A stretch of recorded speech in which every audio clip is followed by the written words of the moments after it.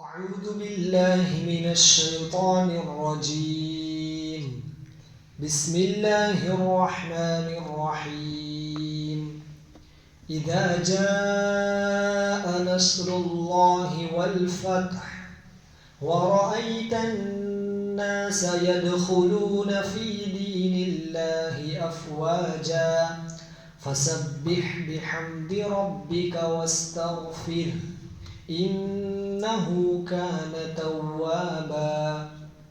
ترجمہ: اے محمد صلی اللہ علیہ وسلم، جب خدا کی مدد اور مکہ کی فتح اپنے آثار کے ساتھ آ پہنچے، اور اس فتح پر مرتب ہونے والے آثار یہ ہیں کہ آپ لوگوں کو اللہ کے دین میں جوک در جوک یعنی فوج در فوج داخل ہوتا دیکھ لیں، تو اس وقت سمجھیے کہ مقصود دنیا میں رہنے کا آپ کا مقصد اور آپ کی بعثت کا مقصد تکمیل دین کو پہنچ چکا، وہ پورا ہو چکا، اور اب آپ کا سفر آخرت قریب ہے۔ اس لیے تیاری کیجیے اور اپنے رب کی تسبیح اور تحمید بیان کیجیے اور اس سے مغفرت کی درخواست کیجیے، یعنی ایسے امور میں جو آپ سے خلاف اولا واقع ہوئے ہیں ان سے مغفرت مانگی، وہ بڑا توبہ قبول کرنے والا ہے۔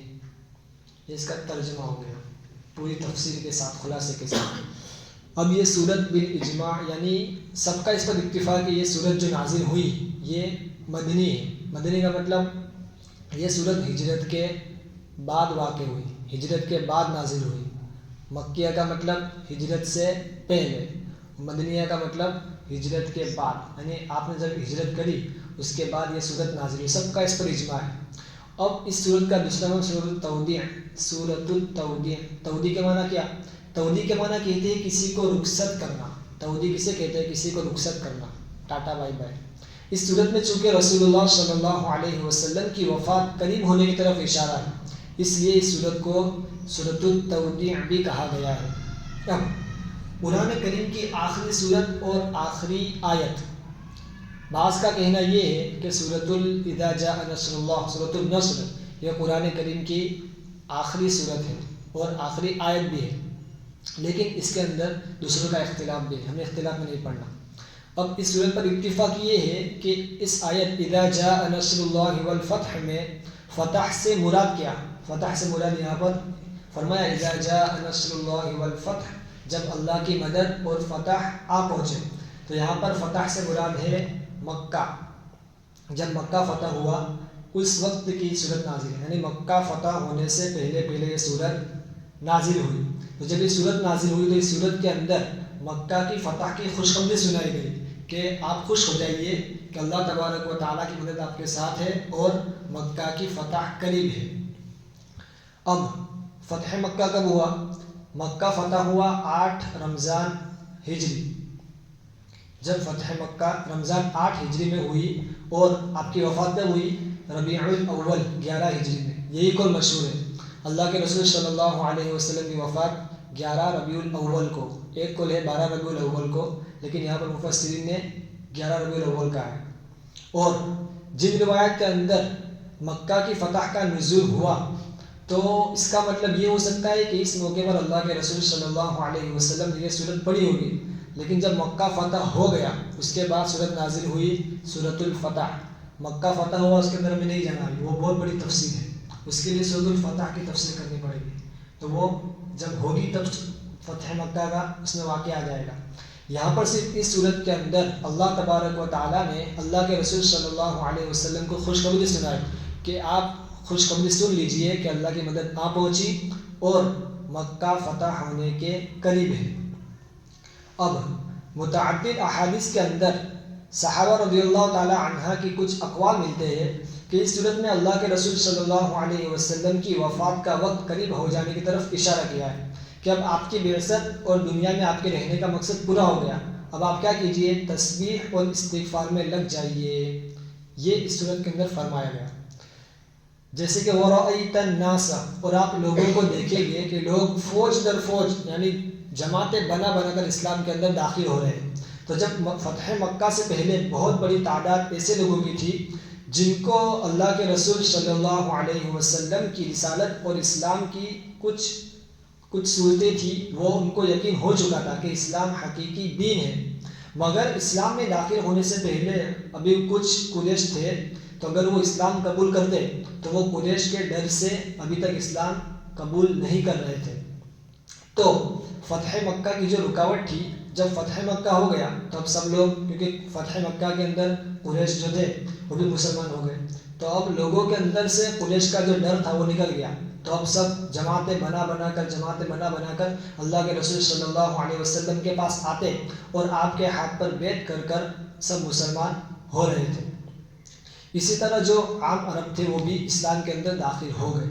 تو اس سے معلوم کیا ہوا کہ وَرَأَيْتَ النَّاسَ يَدْخُلُونَ فِي دِينِ اللَّهِ أَفْوَاجًا۔ اللہ تبارک و تعالیٰ نے اس آیت کریمہ کے اندر اللہ کے رسول صلی اللہ علیہ وسلم کو بہت بڑی خوشخبری سنائی کہ مکہ فتح ہونے والا ہے، آپ خوش ہو جائیے۔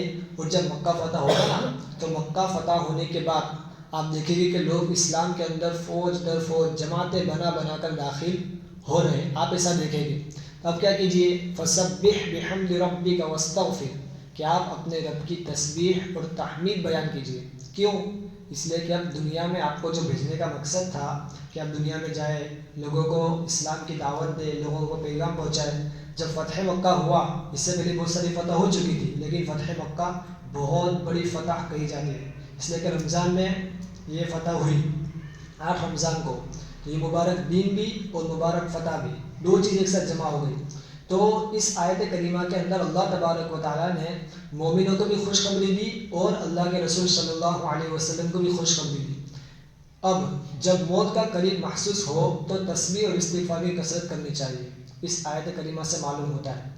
جیسے کہ فَسَبِّحْ بِحَمْدِ رَبِّكَ وَاسْتَغْفِرْ، امی جان عائشہ صدیقہ رضی اللہ تعالی عنہ فرماتی ہے کہ اس سورت کے نازل ہونے کے بعد اللہ کے رسول صلی اللہ علیہ وسلم جب کوئی نماز پڑھتے تو یہ دعا کرتے تھے۔ کون سی دعا؟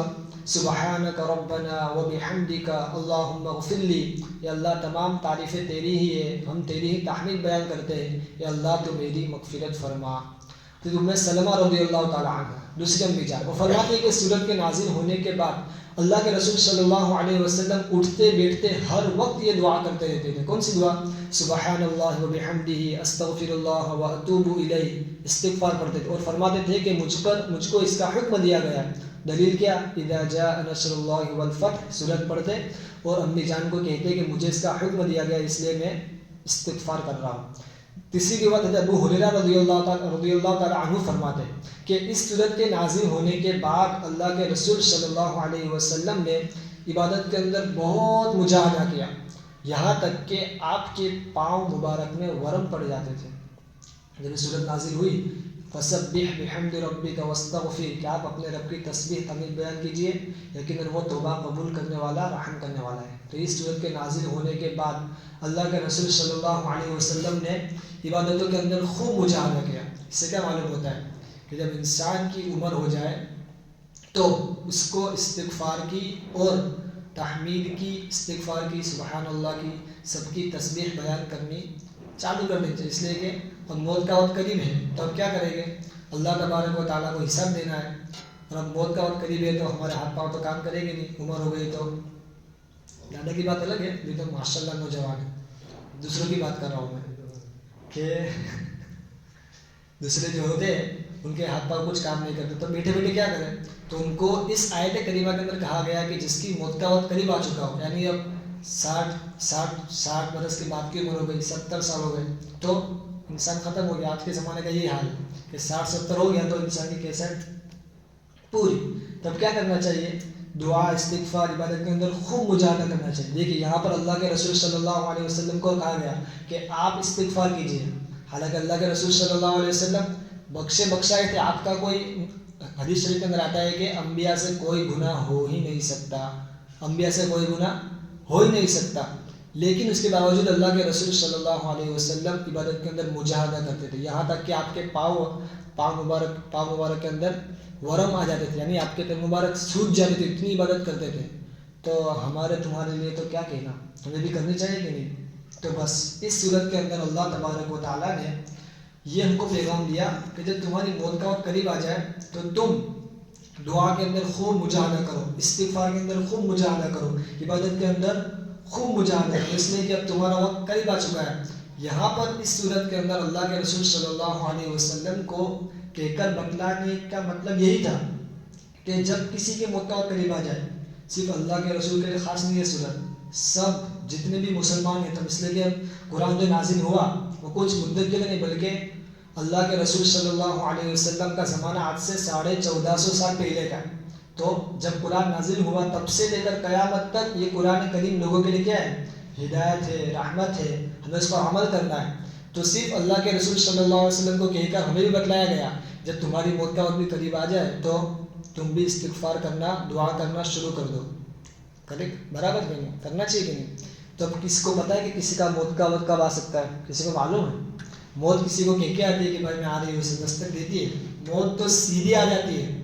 اس کا مطلب کیا ہوا؟ ہمیں بھی ہمیشہ دعا اور استغفار کرتے رہنا چاہیے، اس لیے کہ موت کا وقت کسی کو پتہ ہے کہ موت کب آئے؟ نہیں پتہ، تو اس لیے ہمیں بھی دعا اور استغفار کو پابندی کے ساتھ کرنا چاہیے، اس لیے پتہ نہیں کب موت آ جائے۔ اس لیے اس صورت کے اندر اللہ تبارک و تعالیٰ نے ایک پیغام تو یہ دیا کہ جب تمہاری موت کا وقت قریب آئے تو تم دعا استغفار کرو۔ صرف موت کا وقت قریب آئے اس کا مطلب یہ نہیں کہ ہم بوڑھے رہے تبھی، ابھی ہماری عمر ہے دعا استغفار کرنے کی۔ اس لیے حدیث شریف کے اندر آتا ہے کہ اللہ تبارک و تعالیٰ کو جوانی کی عبادت اتنی پسند ہے جتنی کوئی بوڑھا آدمی جو عبادت کرتا ہے اس میں اتنا ثواب نہیں ملتا، لیکن جب کوئی جوانی کا جوش ہوتا ہے جس کے اندر اور پھر وہ عبادت کرتا ہے تو اللہ تبارک و تعالیٰ کو بہت پسند آتا ہے جوانی کی عبادت۔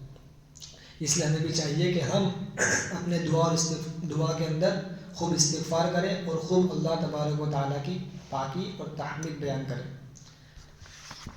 یہاں پر سورت ختم ہوتی ہے۔